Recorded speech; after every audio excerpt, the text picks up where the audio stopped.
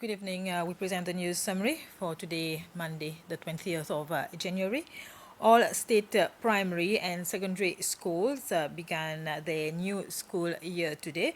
Over 9,000 students attended their first day of school. Several new strategies and policies have come into effect for the new school year. The ministry has emphasized on the code of conduct for uniforms and hairstyle. Minister Justin Valentin had words of encouragement for the students, and he also spoke about the project named Petal during this school year. Welcome back to school after a wonderful holiday, which I am certain most of you have had. Thank you for bringing into the school compound this morning that great energy, for bringing back with you this great enthusiasm, your renewed drive and commitment. I can see in your eyes, in the eyes of every student, every teachers, and of course every other school worker, the energies to sail through another academic year full of activities, excitements, and challenges. Just like 2024, no matter how tough the situation may get to, no matter how rough the sea may be, as a team, we will sail through remarkably. We will reach the shore successfully. The University of Seychelles has launched its new certificate program in paralegal for professionals who assist judges and lawyers in their work by conducting research and preparing legal documents. During the ceremony held at the Palais de Justice this morning, Chief Justice Ronnie Govinden and the Vice Chancellor of the University of Seychelles, Joël Perrault, also signed a memorandum of understanding showing their commitment for the continuous development of the country's judicial system through education.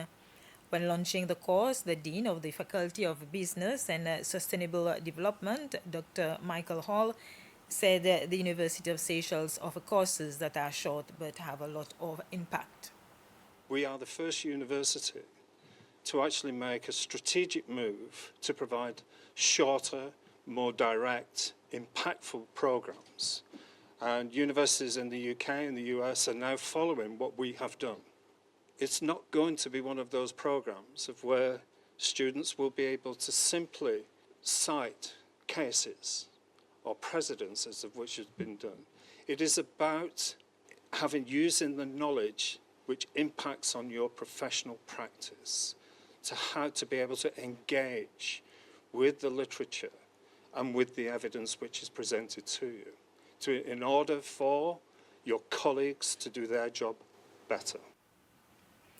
Nana Kwasi Boateng, a Ghanaian whose grandfather was in exile in Seychelles with King Prempeh I, has donated books to the National Library.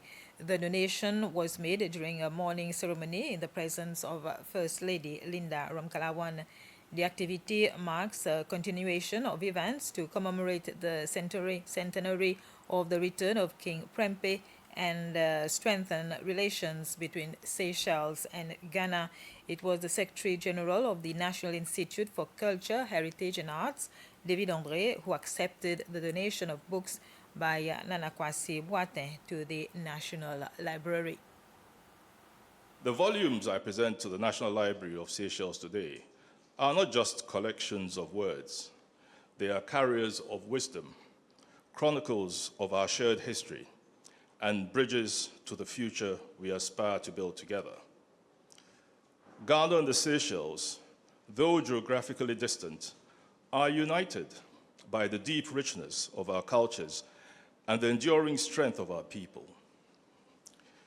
This collection of books, many of which celebrate Ghana's rich heritage, reflects the vibrant stories of our ancestors, the resilience of our communities, and the dreams of our children. It is my hope that as these stories find a new home here in the Seychelles, they will ignite curiosity, inspire dialogue, and deepen the bonds between our two nations.